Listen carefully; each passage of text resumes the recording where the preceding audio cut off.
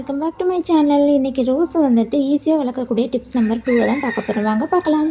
Rose வந்துட்டு பூத்த உடனே எல்லாருமே ஒரு சில பேர் என்ன பண்ணுவாங்க அப்படின்னா, போகிற போக்கில் அப்படியே அந்த பூக்கு கீழே நுனியில் அப்படியே கிள்ளி எடுத்துகிட்டு போயிடுவாங்க. அந்த மாதிரி எப்போயுமே நம்ம ரோஸ் செடியில் பண்ணக்கூடாது. அப்படி பண்ணிங்க அப்படின்னா நமக்கு ரோஸ் செடியிலேருந்து வேகமாகவே துளிர்கள் வராது.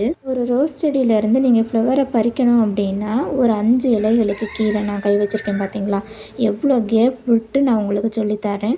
அந்த பூ எங்கே இருக்குது, அந்த லீஃபுக்கு கீழே தான் நீங்கள் கட் பண்ண போகிறீங்க. ஒரு சிசர் எடுத்துகிட்டு தான் நீங்கள் எப்போயுமே கட் பண்ணணுமே தவிர கையில் எப்போயுமே கிள்ளி எடுக்கக்கூடாது. அதை எப்போயுமே பார்த்துக்கோங்க.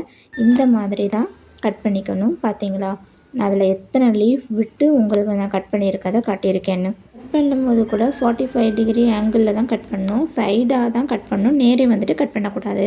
என்னடா இவங்க இவ்வளோ பெரிய கிளையை கட் பண்ணிட்டாங்க அப்படின்னு நினைக்காதீங்க. அப்போ தான் நம்மளுக்கு சீக்கிரமாக பூ கொடுக்கும். நிறைய துளிர்கள் வச்சா தானே பூக்கள் அதிகமாக கொடுக்கும்.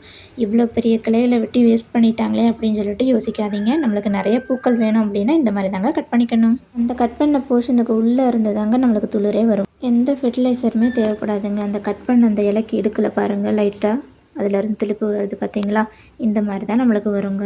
இந்த மெத்தடை ஃபாலோ பண்ணி உங்கள் ரோஸ் செடியை அழகாக வளர்த்துங்க. Happy gardening. தேங்க்யூ.